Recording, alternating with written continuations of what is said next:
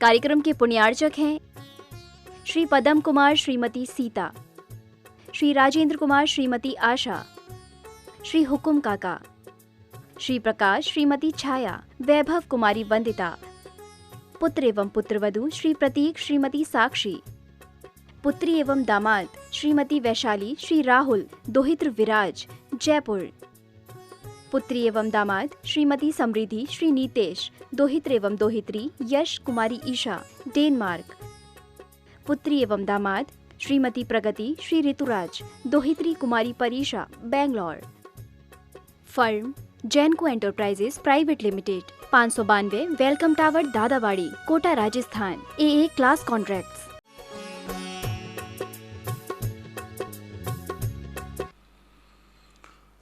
नमो अरिहन्ताणं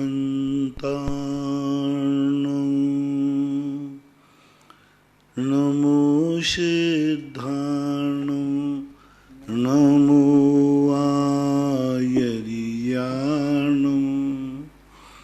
नमो अज्जायाणं नमो लोये सवसाहुणं। पंच परमेष्टि भगवान की जय हो। आचार्य श्री गुरुवर कुंद कुंद महाराज की जय हो। आचार्य श्री गुरुवर विद्यासागर महाराज की जय हो। परम पूज्य आध्यात्मिक संत निर्यापक श्रवण मुनि पुंगव श्री सुधा सागर जी महाराज की जय। श्री धैर्य सागर जी महाराज की जय। पूज्य श्री से प्रार्थना जी। पूज्य श्री के चरणों में समस्त प्रश्नकर्ताओं की ओर से त्रैवार नमोस्तु। पूज्य श्री शिखर चंद जैन शिक्षक तेंदुखेड़ा जिला दमोह, परम पूज्य मुनि श्री जी के चरणों में त्रैवार नमोस्तु। पूज्य मुनि श्री, स्वर्ग के देवों का मूल शरीर विमान में रहता है, विमान के बाहर नहीं जाता है और देव विक्रिया करके पंचकर्णक मनाने आते हैं।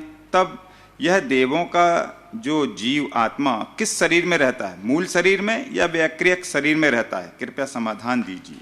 वैक्रियक शरीर की विशेषता होती है, इसका दूसरा नाम वैक्रियक समुद्घात भी है।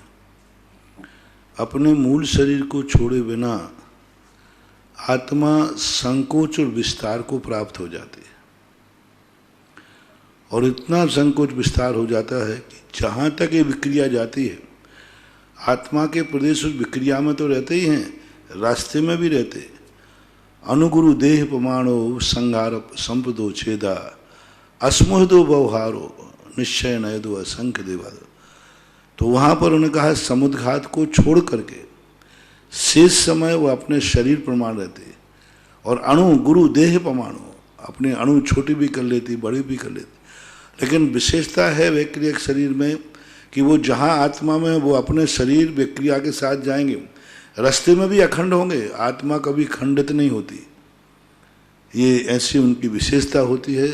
कितनी दूरी तक उनकी आत्मा फैल सकती है, क्योंकि आत्मा में फैलने की शक्ति पूरे 3 लोक में फैल सकती है। केवली समुद्घात के समय शरीर यहीं बना रहता है, आत्मा का प्रदेश वहाँ, लेकिन विस्तार होकर पूरे 3 लोक में फैल जाते हैं।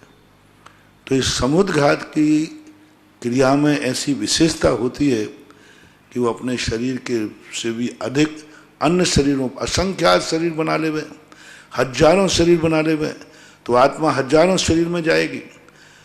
और वो शरीर कहीं भी चले जाएं, आत्मा बीच में खंडित नहीं है, बिना शरीर के आत्मा के प्रदेश वहाँ हैं, कार्बन शरीर उसका साथ दे रहा है। डॉक्टर अनेकांत कुमार जैन, नई दिल्ली। पूज्य मुनि श्री सविनय नमोस्तु। अनुप्रेक्षा और भावनाओं को प्रायः एक ही अर्थ में लिया जाता है, क्या इसमें कुछ अंतर किया जा सकता है? जैसे 12 अनुप्रेक्षा को तो भावना कह दिया जाता है, किंतु 16 कारण भावना को और व्रतों की 5-5 भावना को अनुप्रेक्षा कोई नहीं कहता। इनमें कोई सूक्ष्म अंतर है क्या? इसके संबंध में 2 दिन पहले भी यही प्रश्न आया था। अनुप्रेक्षाएं जो बार बार चिंतन की जाती हैं, भाई जाती हैं, इसलिए सभी आचार्यों ने 12 भावनाओं को अनुप्रेक्षा कहा। अनुप्रेक्षाएं भावनाएं हो सकती हैं, लेकिन भावनाएं अनुप्रेक्षा हो ऐसे कोई बात नहीं। 16 कारण की कोई भावना नहीं है जो अनुप्रेक्षा को बार बार चिंतन किया जाए। क्योंकि 16 कारण भावनाएं जो होती हैं बार बार चिंतन नहीं की जाती, एक अंतर मुहूर्त के लिए वो भावनाएं आती हैं, एक अंतर मुहूर्त में अपने तीर्थंकर प्रति का बंद करके खत्म हो जाते। 16 कारण की जो भावना है वो कोई निरंतर भाता हो, निरंतर भाने में आती हो, ऐसा कोई बात नहीं। वो एक पर्पस है, वो किसी के कारण है। अनुप्रेक्षाएं भावनाएं किसी कारण को लेकर के चलती हैं, अनुप्रेक्षाएं किसी लक्ष्य को लेकर नहीं चलती, ये अंतर होता है। भावनाएं जितनी हैं, जैसे 16 कारण भावना है, मेरी भावना है, और हमारे यहाँ पंच महाव्रतों की व्रतों की भावना है, ये भावनाएं एक पर्पस को लेकर के हैं, एक लक्ष्य को सिद्ध करना है। जैसे 5 महाव्रतों की भावना है, अणुव्रतों की भावना है, व्रतों की भावना है, उसमें हमें महाव्रत के लिए पुष्ट करना है, यहाँ तीर्थंकर प्रति का बंद करना है, सामान्य। लेकिन जो अनुप्रेक्षाएं 12 भावनाएं एक किसी पर्पस से नहीं होती, ये सदा बहार सामान्य रूप से अनादि अनंत काल से यही भावना भाते रहे। कोई भी व्यक्ति 16 कारण भावना भावे, कोई नियम नहीं, 16 कारण भावना के बिना भी मोक्ष जा सकता है, लेकिन 12 भावना के बिना मोक्ष नहीं जा सकता। 16 कारण भावनाओं वैराग्य का कारण हो, ये कोई नियम नहीं है। 12 भावनाएं वैराग्य का कारण बनती है, अनुप्रेक्षाएं वैराग्य का कारण बनती है, विशुद्धि बढ़ाती हैं, संसार शरीर से हमें निर्वर्ण करती हैं, और वो एक सीमित होती है। 5 महाव्रतों की भावना है तो 5 महाव्रत तक ही सीमित है। तीर्थंकर की 16 कारण भावना है तो तीर्थंकर प्रकृति के लिए ही सीमित है। लेकिन 12 भावनाएं जो हैं, ये अनुप्रेक्षाएं सदा से, तीर्थंकर भी दीक्षा लेंगे तो 12 भावना भाएंगे। इसलिए 12 भावना बहुत व्यापक हैं। 12 भावना के बिना पूज्यवर कार्तिकेय स्वामी ने मंगलाचरण में कार्तिक अनुप्रेक्षा में इनको मोक्ष मार्ग में चलने वाले के लिए माता शब्द का प्रयोग किया। मंगलाचरण में कहा कि ये 12 भावनाएं मुमुक्षु के लिए माता का काम करते हैं। जैसे बालक को माता पालती है, ऐसे ही ये मोक्ष मार्ग में चलने वाले को संवेग और वैराग्य को स्थिर करने में ये 12 भावनाएं काम आती हैं। इसलिए 12 भावना एक बहुत बड़ी विचित्र जैन दर्शन की, जैन आगम की असाधारण विशेषताएं हैं। और भावनाएं तो सामान्य रूप से कोई करते हैं, भजनी है। ये भावनाएं ऐसा कोई भी संसार का व्यक्ति नहीं है, चौथे गुण स्थान से लेकर के 9, 10वें 12वें सब कहीं भी हो, इन भावनाओं को उसने कहीं ना कहीं आलम्बन पिरले लिया है, बिना उसके नहीं। तो यूं समझो, अनुप्रेक्षाएं भावनाएं इसलिए हैं कि ये भावनाएं हर मुमुक्षु के लिए, मोक्ष मार्ग के लिए अनिवार्य हैं। वे भावनाएं भजनी हैं, भावे भी तो और नहीं भावे तो। संजय जैन, दिल्ली। नमोस्तु महाराज जी। अनिष्ट और अरिष्ट में, अनिष्ट और अरिष्ट में क्या अंतर है? अरिष्ट के कई अर्थ है, अनिष्ट एक पर्टिकुलर शब्द है।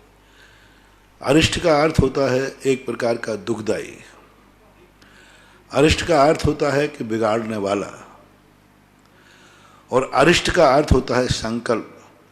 कितने भी बाधाएं आ जाएं, कितने भी बाधाएं आ जाएं, लेकिन वो अरिष्ट नेमी, दृढ़, बाधाओं को पार करने वाला, कोई बाधा उसके सामने टिक नहीं सकती। अरिष्ट नेमी कहते हैं अपन उनको।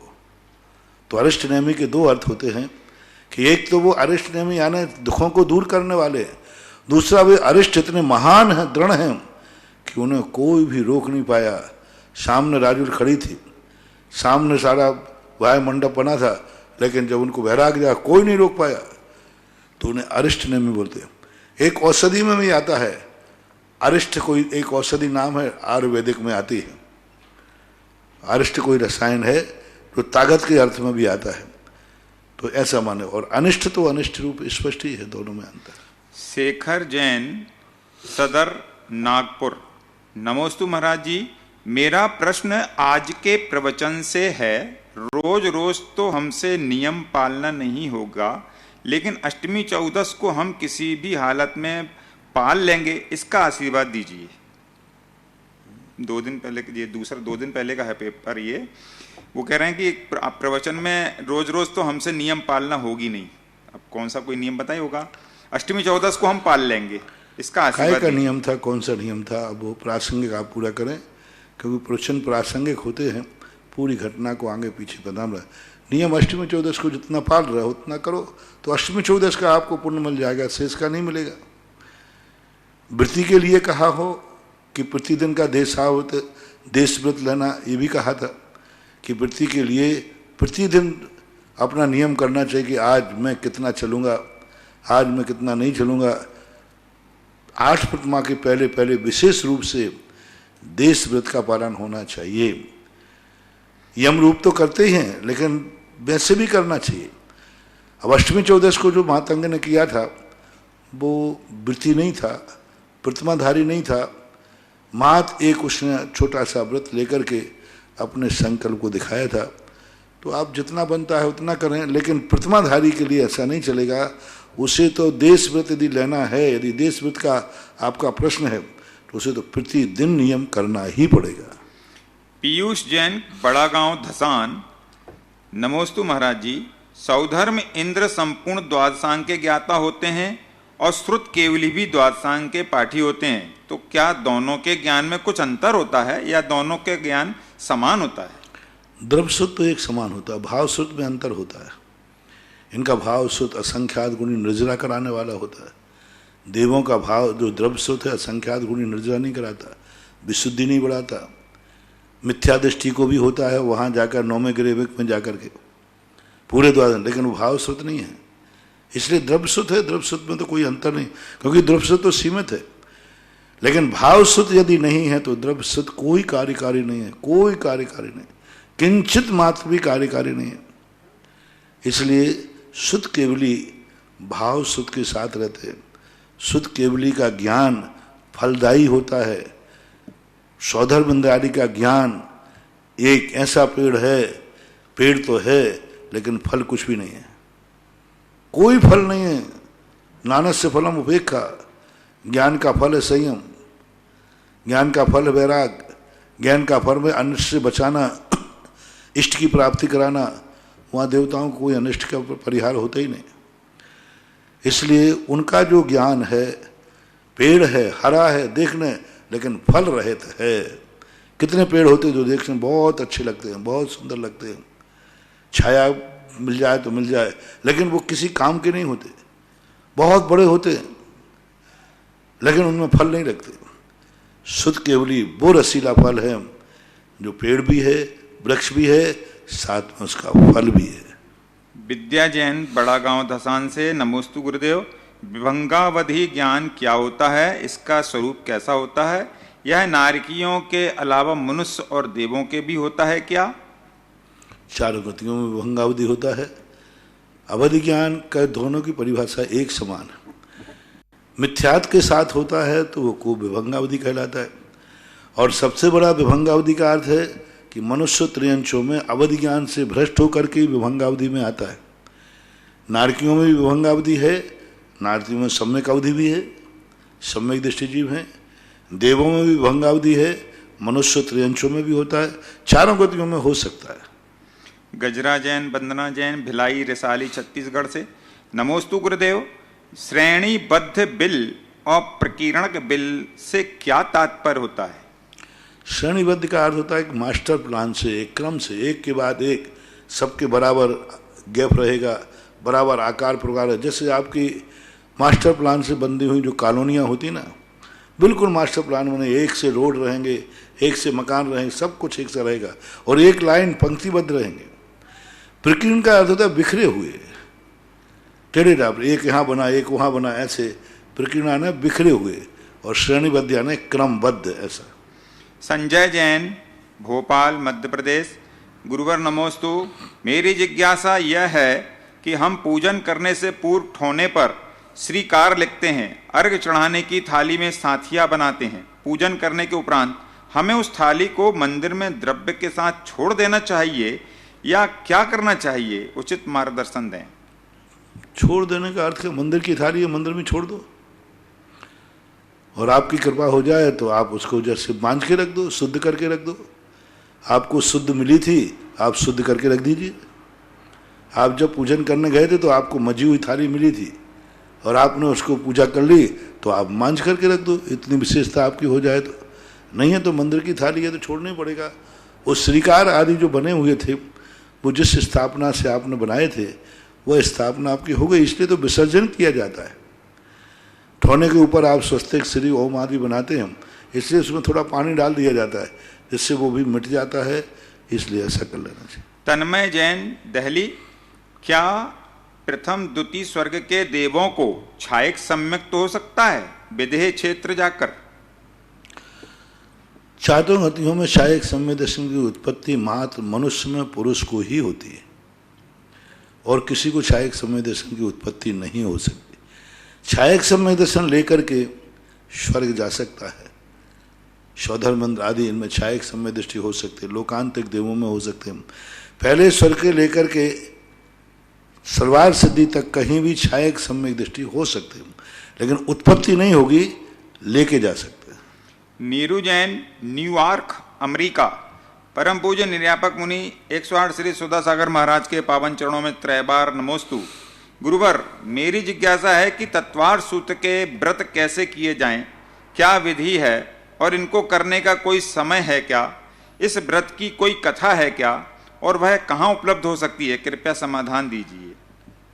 कथाएं वही मिलती हैं जो भगवान सर्वज्ञ द्वारा कथित हैं।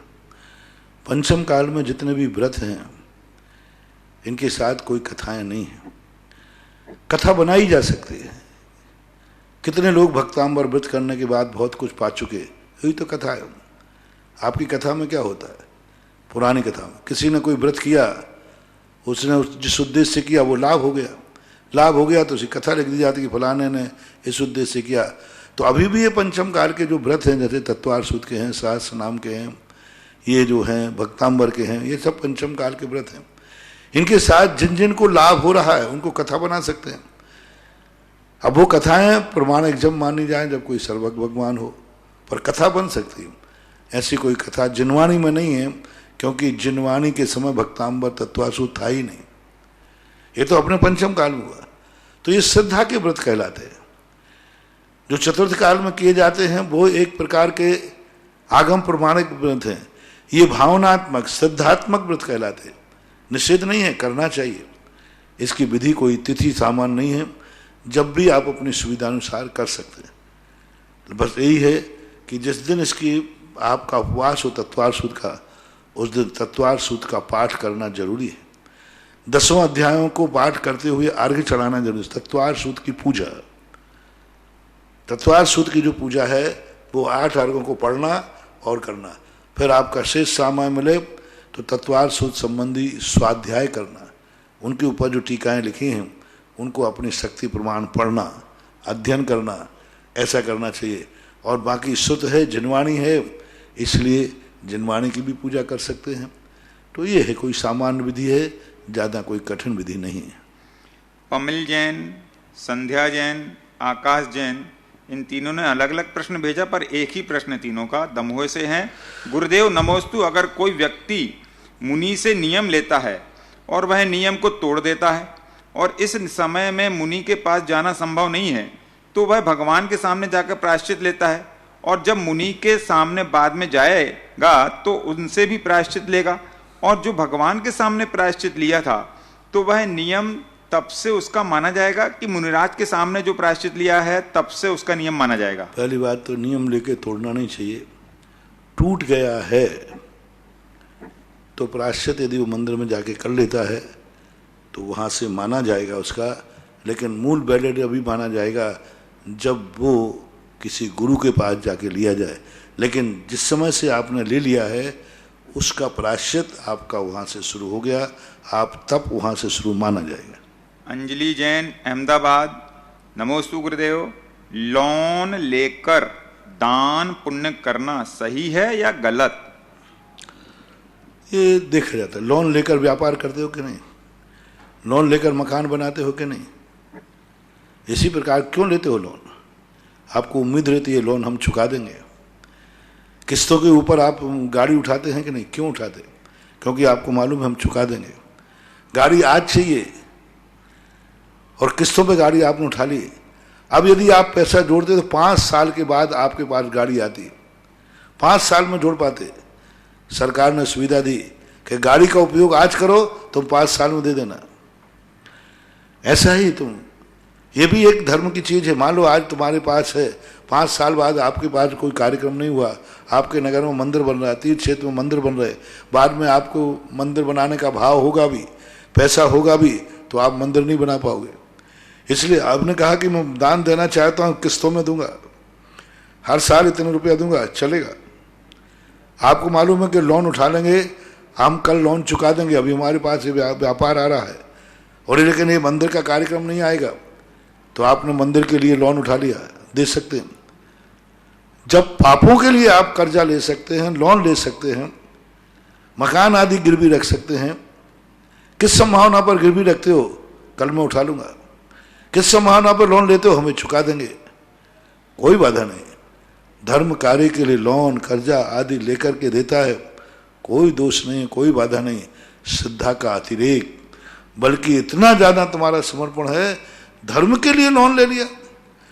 अरे दुनिया पापों के लिए लोन लेती है, जुआ खेलने को लोन लेती है, शराब पीने को लोन लेती है, गंजेड़े भंगेड़े कर्जे 10-10 रुपये सैकड़े पर पैसा उठाते हैं जुआड़ी।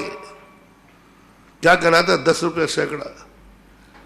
जुआड़ी। इसमें जितने जो गलत धंधे करने वाले होते हैं 10-10 रुपये सैकड़े पर पाप के लिए उठाते हैं और चुकाते हैं। देखो जो इतने जुआरी होते हैं, ये 90% चुकाते हैं, 10% नहीं चुकाते। चाहे मकान बेचना पड़े, जायदाद बेचना पड़े, रोड पे आ जाते। कितने जुआरी हैं अपनी जायदाद बेच कर रोड पे आ गए, क्यों? 10 रुपये सैकड़े पर ब्याज पे पैसा लिया था। जब पापी पापों के लिए इतने मेहनत करता है, 10 रुपये सैकड़े पर पैसा लेता है और जायदाद बेच के बचाता है, तो धर्म कार्यों के लिए कथनचित ऐसे प्रयोग कुचित कचादित हों तो कोई बाधा नहीं। लेकिन सामान्य था जम सक्कई तम की रही, जम चरण सक्कई च सद्धरणम। सामान्य तो यही है, जितनी शक्ति है उतना करो। हाँ, निकट भविष्य में तुम्हारी इनकम की संभावना है, और पंचकर्णा कभी हो रहा है। नगर में पंचकर्णा के 2500 सालों के बाद हुआ है। 100 धर्म की बोली लेना है। आज पैसा है नहीं, लेकिन आपको उम्मीद है कि साल भर के बाद हमारा ये पैसा आने वाला है। आपने उस एफडी के ऊपर और जमान के ऊपर लोन लेकर के इंद्र बन गए, कोई बाधा नहीं। ये व्यवस्थाएं कहलाती हैं, इसमें कोई दोष नहीं। नकुल जैन रावत भाटा से, नमोस्तु भगवान। एक विशेष पंथ के व्यक्ति से चर्चा के समय उनका कहना था कि जब तुम लोग फूल नहीं चढ़ाते तो चावल भी तो खेत में उगाते। समय पंचेंद्रीय जीवों की भी घात होता है उसमें, जबकि फूल तो एक इंद्रिय ही है। फूल नहीं चढ़ाना और चावल चढ़ाना ढकोसला है। गुरुदेव, हम उत्तर नहीं दे पाए, कृपया समाधान करें। उत्तर देने वाले ऐसे लोगों के लिए यही उत्तर है कि उनसे कहना कि फूल एक इंद्रिय है इसलिए नहीं बंद है। फूल के अंदर पाखुड़ी में पराग में त्रस जीव उत्पन्न होते हैं, और त्रस जीवों की विराधना होती है। चावल में त्रस जीवों की विराधना नहीं होती, चावल सूख जाता है। चावल जब आता है तब सूख जाता है, खेत में ही सूख जाता है, और खेत में सूख जाने से उसमें त्रस जीव नहीं होते, एक इंद्रिय जीव तो बराबर है। लेकिन फूल के अंदर तो पराग में त्रस जीव होते ही हैं, उनको तोड़ते ही वो त्रस जीव मरेंगे, और मर करके उन मांस से वो फूल स्पर्श होगा। उन त्रस जीवों के, चौर इंद्रिय जीवों के, वो मर जाएंगे, उनके मांस से स्पर्श होगा वो, और मांस से स्पर्शित है, इसलिए अंतर कुतर का कुतर है। जब उन्होंने ऐसा प्रश्न किया, ढकोसला वाली बात है। देखो, जिससे प्रश्न करोगे उत्तर भी वैसे ही मिलेगा। तो ढकोसला कहने वालों को इतनी अकल होना चाहिए। ऐसे लोग कहने वाले कहते हैं आप लोग तो मांस नहीं खाते, खून नहीं पीते, दूध तो पीते हो, दोनों में क्या अंतर है? ढकोसला है। कोई मांसाहारी कहे कि आप लोग खून क्यों नहीं पीते हो और दूध पीते हो, वो भी तो एनिमल फ्रूट्स है, एनिमल प्रोडक्ट है, और दोनों का एक गाय से भोजन से उत्पन्न हुआ, दोनों में क्या अंतर है? ढकोसला है, आप लोग खून नहीं पीते हो, दूध है। तो उनके लिए हमारे ज्ञान सागर महाराज ने बहुत अच्छा है कि यदि ऐसा भेद नहीं करते, तुम लोग खून ही क्यों पीते हो, उसी जानवर का मूत्र क्यों नहीं पीते, वो भी तो उसी जानवर का है, एनिमल प्रोडक्ट। जैसे मांस खाते हो, गोबर और मूत्र नहीं खाते हो, ऐसे ही हम लोग गोबर मूत्र मांस नहीं खाते, दूध खाते हैं। सारी की सारी स्थितियां। तो अब कोई एक तर्क देव है कि खून में और मांस में क्या अंतर है, दोनों गाय से निकला है। अरे भैया, खून निकालने से उस जीव की मौत हो जाती है, दूध निकालने से गाय जिंदा रह जाती है। खून में निगोदिया जीव होते हैं, दूध में नहीं होते। खून उसकी जिंदगी का बहुत बड़ा प्राणघात होता है, उसमें दूध में प्राणघात नहीं होता। ऐसा ही सचित्र जो हरी वस्तुएं हैं, फूल पुष्प आदि हैं, इनमें त्रसजीवों की विराधना होती है।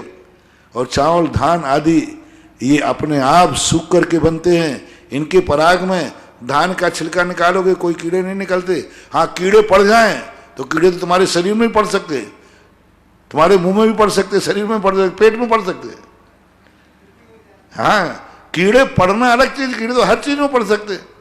लेकिन एक नेचुरल कीड़े होना, पुष्प के पराग में नियम से त्रसजीव होते ही होते हैं, इसलिए उसकी बात कही गई है।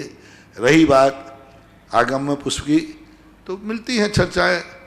पुष्प के लिए मैं निषेध नहीं कर रहा हूं, लेकिन चावल चढ़ाना ढकोसला है ये कहने वाले को जवाब दे रहा हूं।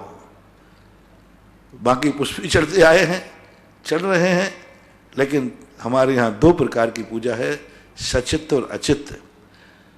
जब हमारे लिए पूज्यपाद जनसेन स्वामी महाराज ने केसर से रंगे हुए चावल पुष्प दे दिए, तो अपन क्यों हिंसा करें? अपना काम हो रहा ना, आगम का प्रमाण मिल गया। उन्होंने कहा रावण चावल रख लो केसर से, ये पुष्प संज्ञा को प्राप्त हो जाते, हमारे दोनों काम हो गए। हमें आम से मतलब कि गुठली से पुष्प चढ़ाना आते तो रंगे हुए चावल भी पुष्प है। काय को अपन एक इंद्रिय जीव की विराधना करते, एक इंद्रिय में त्रस जीवों की विराधना करते। और वो सचित्त है, हरा है। फूल कभी सूखा नहीं चढ़ता, चावल सूखा ही चढ़ता है, गीला चावल नहीं चढ़ता। फूल नियम से हरा, अनंत वनस्पति काय जीव है उसमें जिस समय तुम चढ़ाते हैं, क्योंकि वो हरा है फूल। अनंत अनंत वनस्पति काय जीव है, अनंत काय, एक नहीं है। फूल के अंदर कैसा भी फूल है वो हरा होता है, उसमें अनंत अनंत जीव एक इंद्री हैं और असंख्यात त्रस जीव हैं, दोनों जीव हैं। चावल के अंदर जब पक्के आता है एक भी जीव नहीं है, ना एक इंद्री जीव है और ना त्रस जीव है। क्योंकि मंदिर में जो चावल आता है वो सूखा चावल आता है, अचित्त चावल आता है, वो एक इंद्री जीव नहीं है। एक इंद्रिय जीव का कलेवर है वो बात अलग है, एक इंद्रिय जीव नहीं है। वो एक इंद्रिय जीव अपनी आयु पूरी करके निकल गया, अब वो एक इंद्रिय जीव अचित्त बचाए। लेकिन फूल में से अनंत जीव नहीं निकले अभी। यदि फूल सूख जाएगा तो फिर जरूर उसमें से अनंत जीव निकल गए। सूखा हुआ फूल चावलों के समान है, लेकिन खिला हुआ फूल में तो अनंत जीव हैं। ये जवाब उनको दो कि चावल में कोई जीव नहीं होते। जिस समय चढ़ता है उस समय जीव तो छोड़ो, उत्पन्न होने की योग्यता भी नष्ट हो गई। लेकिन फूल तो अभी बहुत बड़ी चीज है, फूल स्वयं जीव है। उस फूल में फल होने की शक्ति थी, वो तुमने नष्ट कर दी। अभी फूल था, फूल का वो फल बनता, बीज बनता, तुमने उसको पहले ही तोड़ दिया, तो उसको फल देने की जो क्षमता थी वो नष्ट कर दी। चावल तो अंकुरित होने की योग्यता ही, योनि सचित्त भी एक आता है। फूल योनि सचित्त है और चावल योनि सचित्त नहीं है। अंकुर भी नहीं आएगा, चावल एक इंद्रिय जीव भी नहीं है जिस समय चढ़ता है, और त्रस जीव भी नहीं है। और पुष्प में अनंत काय जीव जो एक इंद्रिय हैं वो अभी चढ़ते समय भी उसमें विद्यमान है। अनंत, एक नहीं, अनंत जीव है। और त्रस जीवों को मैंने बता ही दिया। इस प्रकार का ऐसा कहना चाहिए। कुमारी भक्ति जैन, बेगमगंज, जिला रायसेन। महाराज जी आपके पावन चरणों में नमोस्तु। महाराज जी, आज हमारी समाज इतनी कुशल है कि कोई भी जैन समाज की बहनों को सर्विस करने की जरूरत नहीं है। फिर भी महाराज जी एजुकेशन प्राप्त करके बहनें सर्विस करने जाती हैं। माँ बाप जितना पैसा अपने कर्मचारी को देते हैं उससे कम बहनें कमाती हैं। फिर भी माँ बाप को अच्छा लगता है कि हमारी बच्ची आज सर्विस कर रही है। बस सर्विस तो करती है, लेकिन बाहर उनको ना खाने पीने का ध्यान रहता, ना पहनने ओढ़ने का। बस उनको तो लगता है कि हम सर्विस कर रहे हैं। महाराज जी, आज के समय में अपने घर में रहकर अपने माँ बाप का ध्यान रखना चाहिए, रखना जरूरी है, या सर्विस करना जरूरी है? कृपया। माँ बाप बेटी को सर्विस नहीं कराना चाहते, लेकिन आजकल के छोकरे कमाऊ बीवी चाहते हैं, क्योंकि स्वयं निकम्बे हैं। हाँ, क्योंकि उन्हें मालूम है कि हमारी कमाई इतनी पर्याप्त नहीं है। आज बच्चे लोग मांगते हैं कि पढ़ी लिखी कमाई बीवी चाहिए। मास्टरनी है, मास्टरनी 30,000 रुपया महीना लाएगी। आजकल कम नौकरी वाली बच्ची को बहू बन के आती तो कल्पवृक्ष आ रही, कल्पवृक्ष। तो आज तो ये मांग ससुराल वालों की है। माँ बाप की किसी की इच्छा नहीं कि मेरी बेटी पढ़े, मेरी बेटी नौकरी करे। ये तो सामने वालों के, मार्केट में वही वस्तु दुकानदार लाता है, ग्राहक की मांग होती है। आज माँ बाप की मजबूरी है, क्योंकि आज उसके लिए नौकरी वाले, जिसकी नौकरी नहीं होती उसकी शादी नहीं करता कोई, और नौकरी वाली हो, अच्छी कमाने वाली हो तो लोग करते। ये पुरुषों में पुरुषार्थहीनता आ गई। पहले के पुरुषों में ये स्वाभिमान आ जाए, हमारे घर में हम स्त्री की कमाई नहीं खाएंगे। ये सारे पुरुष ने क्षत्रियता छोड़ दी। औरत का खाने वाला पुरुष पुरुषत्व से वैसे ही रहित हो गया। पुरुष वो है जो हजारों औरतें भी आ जाएं तो भी कमा के खिलाता है, उसका नाम पौरुष है। और आज तो स्त्रियों की कमाई खाने में शर्म ही नहीं आती, बल्कि डकार लेते हैं। ना स्त्री की कमाई खाना चाहिए, ना स्त्री के पीहर की कमाई खाना चाहिए, ना स्त्री की कमाई खाना चाहिए, ना स्त्री के बाप की कमाई खाना चाहिए। सही तो वो है, बल्कि अपने खुद की कमाई से यदि सारा पुरुषों का ये जाग जाए, नहीं मैं स्त्रियों की कमाई घर में नहीं लाने दूंगा, मैं स्त्रियों की कमाई नहीं खाऊंगा, अपने आप माँ बाप पढ़ाना बंद कर देंगे। क्योंकि उनको मालूम चल गया कि सर्विस वाली बेटी को कोई पसंद नहीं करता। आजकल लोग इस पर विचार कहाँ कर रहे हैं कि सर्विस करने वाली बेटी यदि बहू बना के ला रहे हो, पत्नी बना के ला रहे हो, उसको किन किन परिस्थितियों से गुजरना पड़ा है। आपकी पत्नी है, बनने वाली है, पत्नी है, वो ऑफिस में जाके उसका कितना शोषण होता है, कितना दृष्टि शोषण होता है, कितना मानसिक शोषण होता है, कितना सामान्य कार्यों में, जो सब आप लोगों को पता है। लेकिन आप सब अंधे हैं उस कमाई के कारण से। वस्तुतः हमारे आचार्यों ने पढ़ाने को मना नहीं किया। ऋषभ देव ने कहा कन्या को जरूर पढ़ाना, बेटों को पढ़ाओ या ना पढ़ाओ। इसलिए उन्होंने अपनी शिक्षा ब्राह्मणी सुंदरी के नाम कर दी। बेटों को भी पढ़ाया होगा, ऐसी बात नहीं, लेकिन मुख्यतः कन्या पढ़ा। यानी उन्होंने ये संदेश दिया, बेटी को पढ़ाना जरूर, लेकिन बेटी से नौकरी मत कराना। पत्नी पढ़ी लिखी हो, इसमें कोई संदेह नहीं है, लेकिन पत्नी नौकरी वाली हो, ये आप बहुत बड़ी गलती कर रहे हैं। नौकरी वाली आपकी पत्नी, पत्नी का रूप, स्त्री का रूप, मर्यादा, देरी के अंदर जितनी रहेगी उतनी ज़्यादा उसकी मर्यादा होगी। अब आज के युग में पाश्चात्य युग है, मैं क्या करूं, बहुत बोलता हूं, मैं तो कई बार बोल भी चुका हूं कि जिस समाज की स्त्रियां जितनी कम नौकरी करेंगी, उस समाज की स्त्रियां उतनी सुरक्षित हैं, समृद्ध हैं, संस्कारित हैं, और उस समाज की संतानें बहुत सुसंस्कारित होंगी। क्योंकि वो पूरा टाइम किसको देंगे? बच्चों को देंगे, पति को देंगे। बच्चा होटल में है, पति नौकरी में है, आकर के नौकर के हाथ की रोटी खा रहे। स्त्री के रहते हुए पति यदि नौकरानी की रोटी खाता है, मां के होते हुए बेटा नौकरानी की रोटी परोसता है, नौकर, तो समझ लेना पति भी तुम्हारे हाथ में नहीं है, बेटा भी तुम्हारे हाथ में नहीं। चक्रवर्ती के वे नौकर नहीं होते थे, चक्रवर्ती के वे रसोइया होते थे। वो उनको पुण्य कर्म के उदय से मिलते हैं, वो उनका वैभव है। तुम्हारे नौकर से अगर वैभव में नहीं आएंगे। मैं तो सदा कहता हूं, घर में यदि नारी है, चाहे माँ हो, चाहे बहन हो, चाहे बेटी हो, चाहे पत्नी हो, कोई भी हो, पुरुष को घर की महिला के हाथ की रोटी मिलना चाहिए। सवाल ये नहीं है, आजकल की फैशन चल गया है कि 5,000 में रोटी बनाने वाली आती है, मैं 25,000 कमाऊंगा, 20,000 बचेंगे। रोटी तो खाना है, 5,000 में बन जाएगी।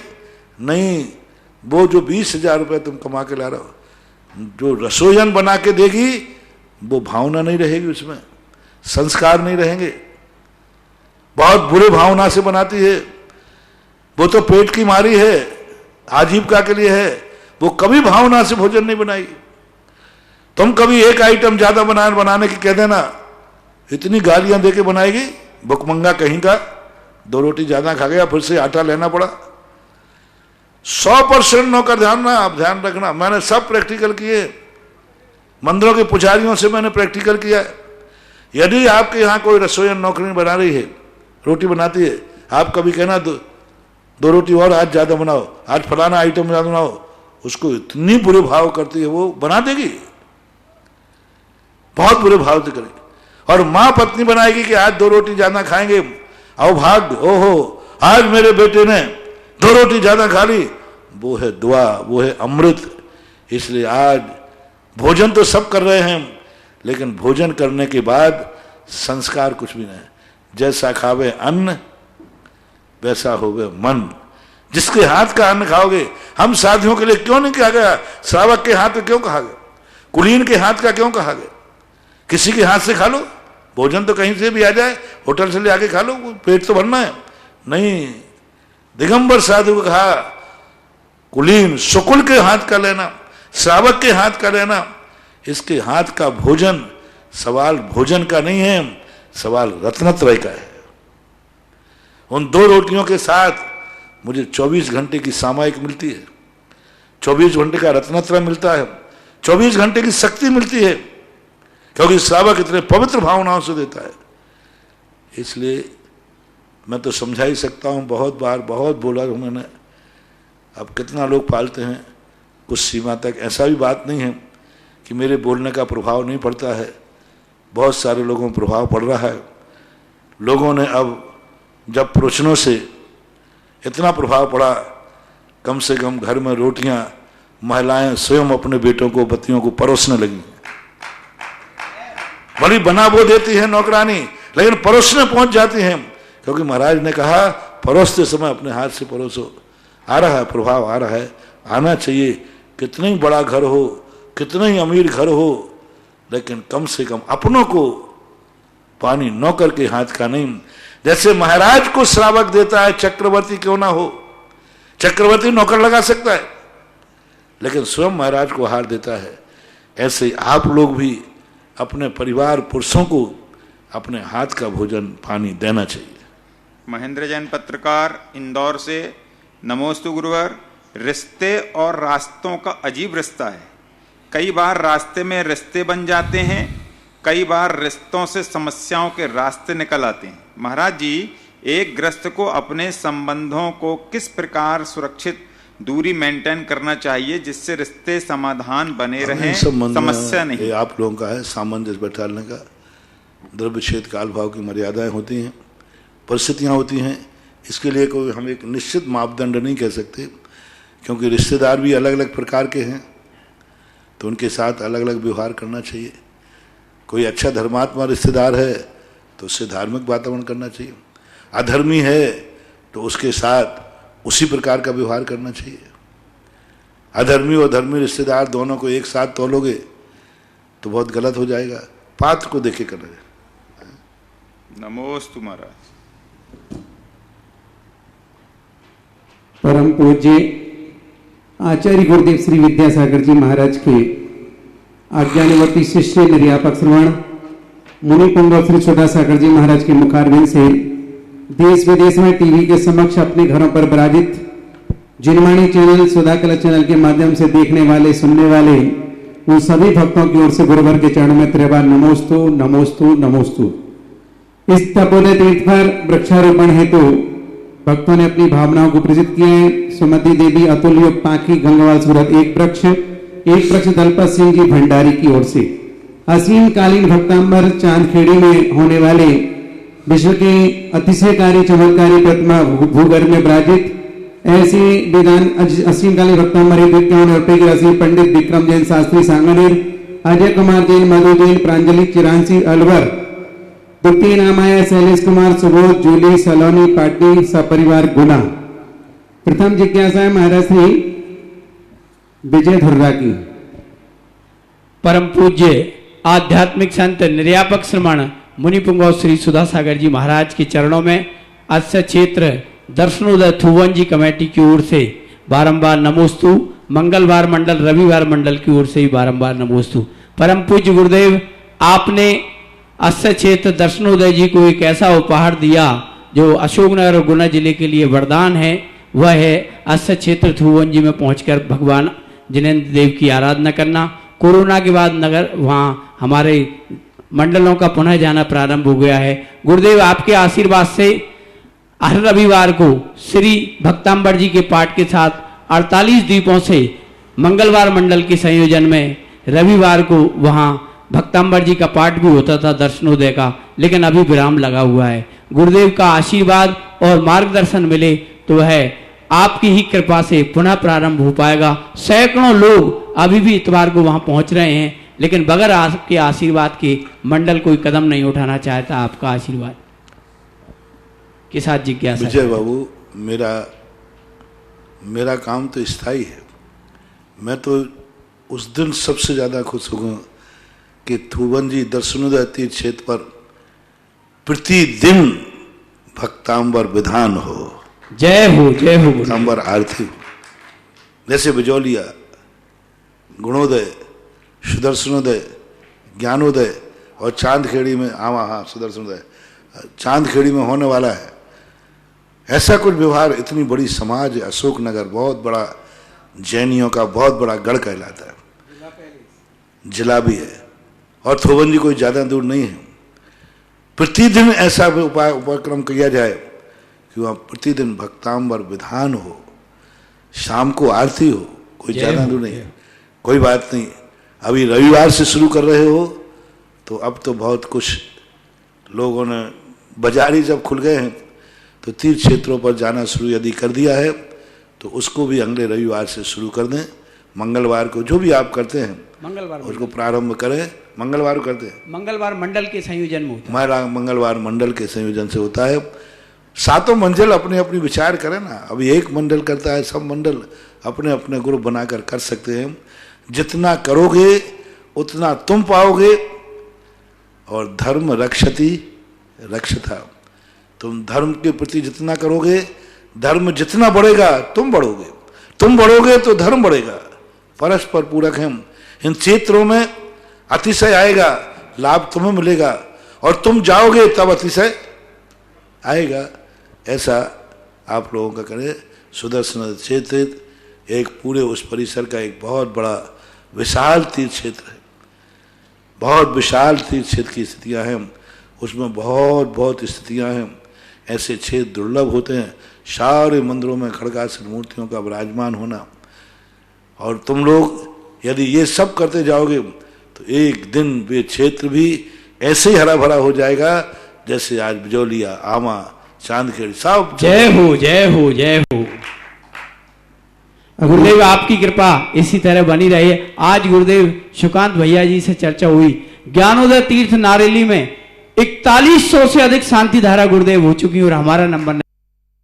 अब गुरु जी कहेंगे तो आपकी भी आभार की शांति धारा हो जाएगी और भक्तों की हो जाएगी। लोगों ने दिखा दिया कि महाराज बोल रहे हैं इसलिए नहीं है, मूर्ति में कुछ है।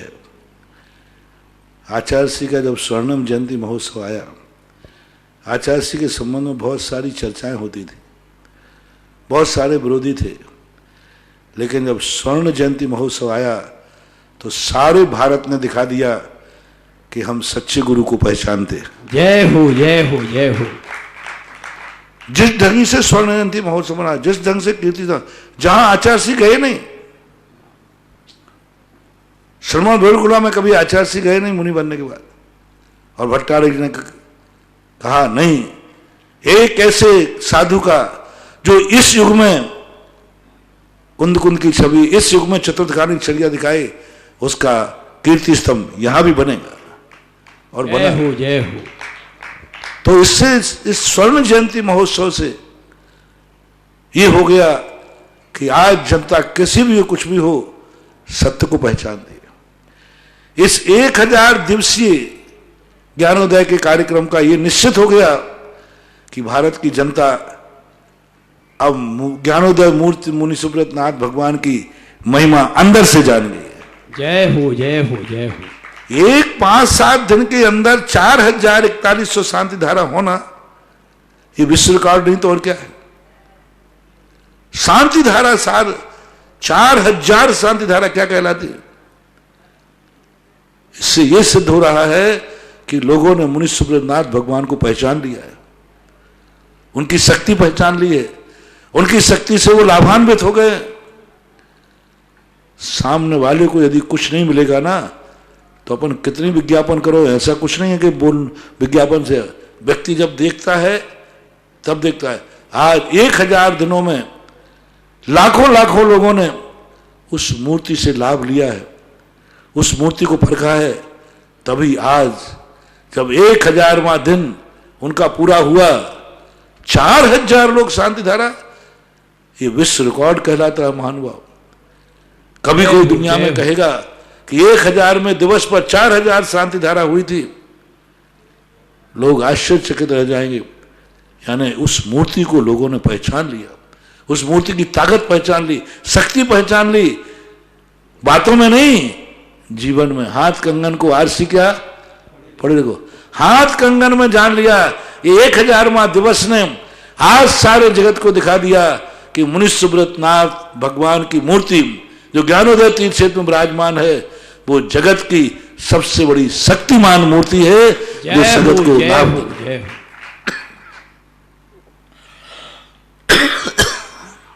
अगली जिज्ञासा है महाराज श्री मीना जैन, आधार कार्ड जबलपुर। नमोस्तु महाराज श्री। मुनि श्री मन पर्य ज्ञान के द्वारा सम्यक दृष्टि मुनि तपस्वी सामने वाले व्यक्ति के मन की अत्यंत सूक्ष्म बातों को जान लेते हैं।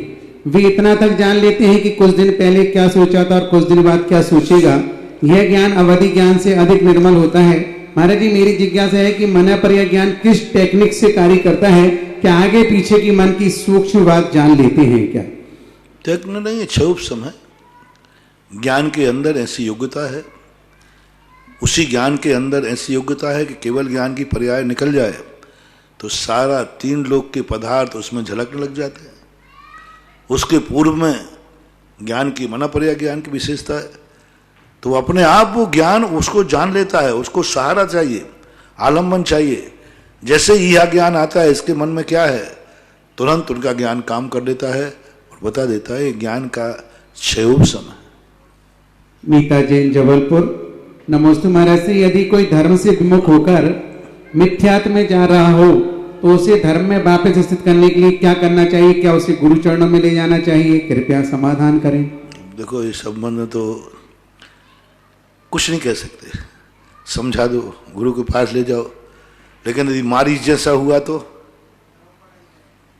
आदिनाथ कहते, देखो कई लोग कहते महाराज जी शांति धारा का आपका बहुत बड़ा प्रभाव है, लेकिन सबको प्रभाव क्यों नहीं पड़ता है? शांति धारा कराते हुए भी लोग मर गए, शांति धारा कराने के बाद भी लोग ठीक नहीं हुए। महाराज जी ये क्या आपका आशीर्वाद, मैं कहता हूँ आशीर्वाद है तो महाराज मैंने भी तो आशीर्वाद लिया, पर हमें आशीर्वाद क्यों नहीं फला मेरे? देखो ये सब चीजें ऐसी हैं। शांति धारा महिमावान है। डॉक्टर यही कहता है, डॉक्टर यही करता है कि दवाई होते ठीक रहेंगे, लेकिन डॉक्टर की टेबल पे कोई मर भी तो जाता है। अब डॉक्टर से कहो कि आपने 100 ऑपरेशन किए, बचे, मेरा मरीज क्यों मरा? तो डॉक्टर कहता है कि मैंने किया तो वही है। उसी ऑपरेशन से, उसी डॉक्टर के हाथ से 100 मरीज ठीक हुए हैं और 101 मरीज मर गया। अब बोलो क्या करें? डॉक्टर ने क्या किया? ऐसा क्यों किया डॉक्टर ने? डॉक्टर कहते साहब मैंने कुछ नहीं किया, मैंने तो वही किया जो 100 के साथ करते थे। ऐसा होता है कि नहीं? होता है। एक स्कूल में मास्टर पढ़ाता है, सबको बराबर ज्ञान देता है, लेकिन फेल भी होते हैं कि नहीं उसमें, और मेरिट लिस्ट में भी आते हैं। अब तुम कहो कि मास्टर साहब जब आपने इसको भी पढ़ा, इसको ये मेरिट लिस्ट में क्यों आया और मेरा बेटा फेल क्यों हुआ? ये 100 लोग बच कैसे गए और मेरा मरीज कैसे मर गया? कोई जवाब नहीं। हमेशा टारगेट बहुमत से देखा जाता है। 100 तो बचे हैं ना, 1 मरा है। डॉक्टर खुद कह देता है मेरी टेबल पर पहली बार मरीज मरा कोई, लेकिन मर गया। क्या कमी क्या रही? बोले कोई कमी नहीं रही। कमी बता ही नहीं सकते, ना डॉक्टर की कमी ना कुछ कमी। दो कारण होते हैं।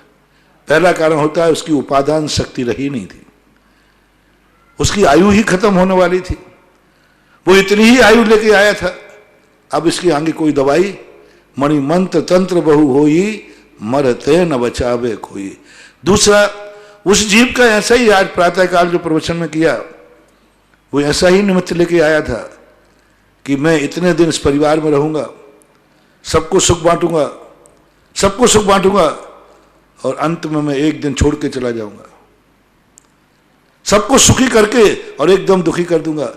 ऐसा ही पूर्व भाव से कर्म बांध के आया संकल्प के साथ। तो क्या करोगे?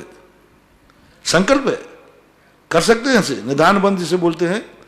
ऐसा ही संकल्प बन के आया कि मैं इस घर में जन्म लूंगा और खूब अच्छा रहूंगा, बहुत बढ़िया कमाऊंगा, बहुत अच्छे करूंगा, सबको प्रेम दूंगा और बीच में चला जाऊंगा। अब इसके लिए ना तो शांति धारा काम करेगी, हम तो छोड़ो भगवान महावीर स्वामी काम नहीं कर पाएंगे। भगवान महावीर स्वामी के दर्शन करने जाने वाला भी एक्सीडेंट हो गया, जो साक्षात 34 अतिशय के धारी थे, 34 अतिशय के धारी थे, उनके दर्शन करने जा रहा है और हाथी के पैर के नीचे कुचल गया मेंढक। क्या कर लिया भगवान ने? अब भगवान से कहो, भगवान मैंने तो महिमा सुनी है, ये आपके समोसों में कोई मरता नहीं आपके, लेकिन ये कैसे हो गया? अब महावीर क्या जवाब देवे? क्या जवाब देवे महाराज? भगवान महावीर स्वामी 34 अतिशय के धारी, उनके दर्शन करने जा रहा है और अकाल में मरण को प्राप्त हो गया। अब महावीर क्या करें? ये महावीर की कमी नहीं है, ये उसके उपादान की कमी है। वह जीव का पुण्य इतना क्षय हो गया, और इसी भाव का नहीं, कर्म अनंत अनंत असंख्यात असंख्यात भावों के पड़े रहते हैं। अपन अच्छे लगते हैं, अपन वर्तमान में देखते हैं कि वर्तमान में तो हम अच्छे हैं, हमने कौन सा पाप किया, कौन? अरे अतीत उठा के देखो, वर्तमान में मुनिराज हैं, 500 मुनियों को घानी में पेला जा रहा है। इनने क्या पाप किया, इनके क्या बुरे दिन आ गए, क्या पाप कर गए? अतीत उठा के देखो भगवानतरों का, वर्तमान में शुद्ध हैं। सारे धर्मात्माओं को जितने उपसर्ग आए, ये वर्तमान के कारण नहीं आ रहे हैं। अतीत का कोई जे कर्म पूरब किए हैं खोटे, सहे क्यों नहीं जी रहा, अति क्रोध अग्नि बुझाए प्राणी शाम जले। आशीर्वाद लेना। मैं तो सारे डॉक्टर पूरी जान ताकत लगाता है, सब कुछ कर देता है, परिवार भी पूरी ताकत लगाते हैं, फिर भी मरीज चला जाता है। इसी प्रकार हम भी पूरी ताकत लगाते। मैंने कहा था ना एक दिन, मैं जब शांति धारा करता हूं, आप लोगों के लिए ऐसा भाव करता हूं कि हर मरीज के पास मैं रहूं, पहुंचू, हर मरीज स्वस्थ हो जाए। लेकिन बंधु, ये भी डॉक्टर के समान है, वो पूरी ताकत लगाता है, फिर भी मरीज चला जाता है। मैं ये गारंटी नहीं दे रहा हूं कि मेरे पहुंचने पर तुम ठीक ही हो जाओगे। मैं ये कह रहा हूं कि मैं हर व्यक्ति के लिए एक भावना भाता हूं, सुखी रहे सब, सब निरोग हो। और उस समय मैं भावना भाता हूं कि जहां भी मरीज हो, वहां मेरी रेकी, मेरी भावना, मेरा आशीर्वाद पहुंचना चाहिए। लेकिन यहां तक तो मैं सफल हूं, यहां तक मेरी ताकत है, और मैं पहुंचता हूं, हर मंजिल में पहुंचता हूं, हर मरीज के पास पहुंचता हूं। जिन जिन का मैं शांति धारा में नाम लेता हूं, उन तक मैं पहुंचता हूं, उन तक मैं पहुंचता हूं। लेकिन ये गारंटी नहीं दे सकता कि मैं पहुंच रहा हूं तो वो ठीक ही हो जाएगा। पहुंचता जरूर, भावना में कमी नहीं, भावना में तो मैं अभव्य को भी मोक्ष चाहता हूं। मेरी भावना है कि अभव्य का भी कल्याण होवे, लेकिन होगा ये नहीं, हम नहीं कह सकता। मैं ये बोल रहा हूं कि मेरी भावना हो कि मैं हर व्यक्ति के पास पहुंचता हूं, लेकिन मेरे पहुंचने से बच ही जाएगा। डॉक्टर कहता है कि मैं ऑपरेशन कर रहा हूं, पूरी ताकत लगाऊंगा, लेकिन मरीज को बचा ही लूंगा, ऐसी गारंटी 1% तो वो होता है। 100 मरीज ठीक हुए, एक चला गया, तो ना तो आज तक कोई अस्पताल ऐसी हुई है, ना आज तक कोई कॉलेज ऐसा हुआ है, ना आज तक कोई धर्म और साधु मंत्र है जो ये कहे ऐसा मंत्र हो कि इस मंत्र को पढ़ने के बाद कोई मरेगा नहीं, ना ऐसी कोई क्रिया है जिस क्रिया को करने के बाद कोई मरेगा नहीं, ऐसा कोई दुनिया में नहीं है। नहीं तो ये पंक्ति धुनी हो जाएगी, मणि मंत्र तंत्र बहु होई। ये चीजें कैसी हैं मालूम भैया? शांति धारा को, मेरे आशीर्वाद को, मेरी भावना को इतने ही काम करते हैं कि दीपक में हवा आ रही है तो हाथ लगा लो, बस इतना ही काम करते हैं। बाकी दीपक जलेगा उसके घी से, दीपक जलेगा उसकी बाती से, दीपक जलेगा उसके साबुत दीपक से। ये तो सब जितने निमित्त हैं झोंके से बचाने वाले, लेकिन झोंके से भी तो बचाया तो जाता ही है। बुझते हुए दीपक, कई लोग चिमनी लगाने के बाद इतना तेज झोंका आवे कि चिमनी तक गायब हो जाए, फिर भी चिमनी लगाते हो कि नहीं? हाथ लगाने के बाद दीपक बुझते हैं कि नहीं? फिर भी आज तक अनादिकाल से हाथ लगाने के बाद कितने दीपक बुझ गए होंगे? सैकड़ों। फिर भी जब भी दीपक में हवा लगती तो क्या लगाते हो? क्यों? कितने दीपक बुझ गए अभी तक? हाथ लगाने के बाद बुझ गए।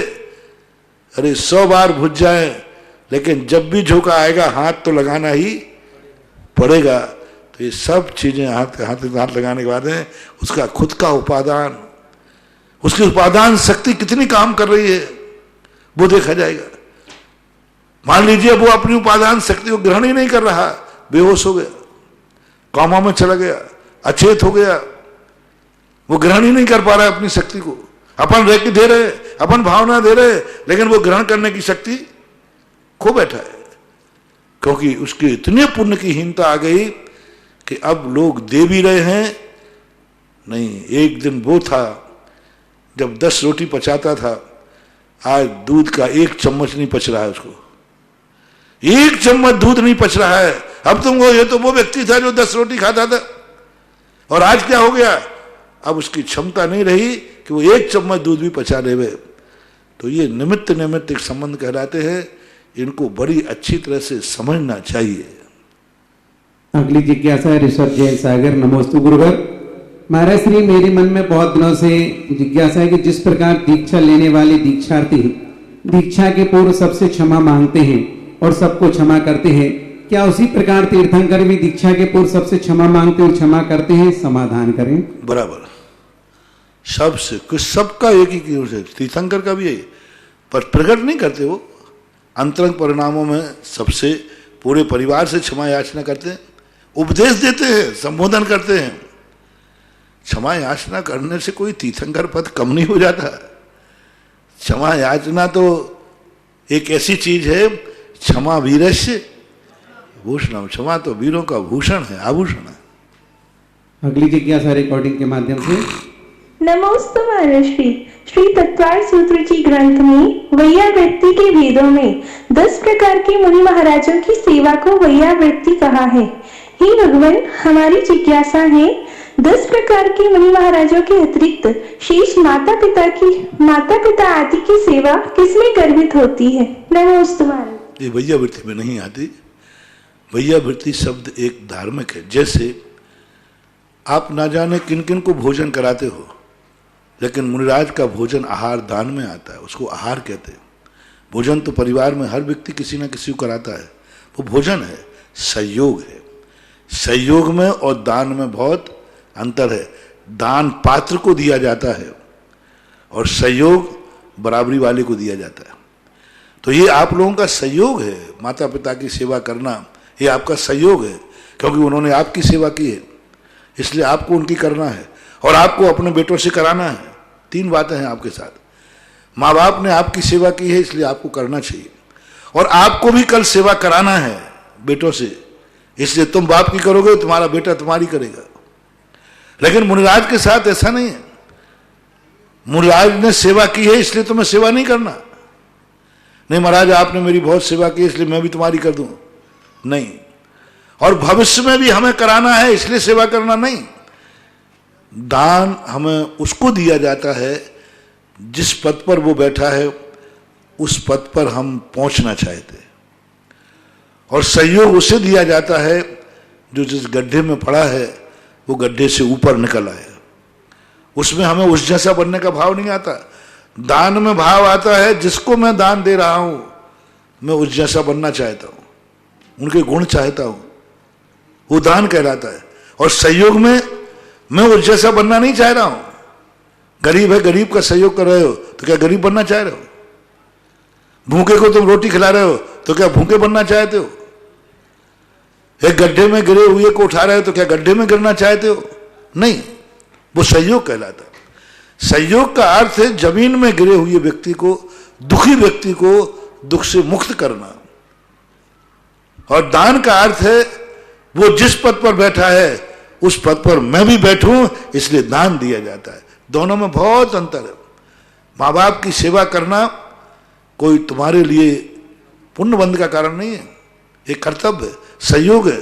पुण्य तो बंधेगा लेकिन मोक्ष मार्ग संबंधी पुण्य नहीं बनेगा। इसलिए आप लोग परिवार में, जाति में, समाज में, गायों के त्रियंचों का जो भी करते हो, ये वैयावृत्ति नहीं है, ये सेवा है, ये सहयोग है। वैयावृत्ति नहीं है, गौ की सेवा वैयावृत्ति नहीं है, ये वैयावृत्ति के अंतर्गत नहीं आएगा। गौ को भोजन खिलाना दान के अंतर्गत नहीं आएगा, ये सहयोग के अंदर आएगा। क्योंकि क्लिष्टेषु जीवेषु कृपा करो। महाराजों को 10 पात्रों को इसलिए नहीं किया जाते भैया वो क्लिष्ट हैं, मैंने पहले बता दिया। उनके अंदर तो ये भाव है कि मैं इनकी सेवा करके इन जैसा बन जाऊं, और वो जो सहयोग करना है वो करना चाहिए। इस प्रकार से जिज्ञासा समाधान का कार्यक्रम संपन्न हुआ। इस कार्यक्रम के पुण्यार्चक थे श्री पदम कुमार श्रीमती सीता, श्री राजेंद्र कुमार श्रीमती आशा, श्री हुकुम काका, श्री प्रकाश श्रीमती छाया, वैभव कुमारी वंदिता, पुत्र एवं पुत्रवधू श्री प्रतीक श्रीमती साक्षी, पुत्री एवं दामाद श्रीमती वैशाली, श्री राहुल, दोहित्र विराज जयपुर, पुत्री एवं दामाद श्रीमती समृद्धि, श्री नीतेश, दोहित्र एवं दोहित्री यश कुमारी ईशा डेनमार्क, पुत्री एवं दामाद श्रीमती प्रगति, श्री ऋतुराज, दोहित्री Kumari Parisha Bangalore. Firm Jainco enterprises private limited, 592 welcome tower Dadawadi, Kota Rajasthan. AA class contracts.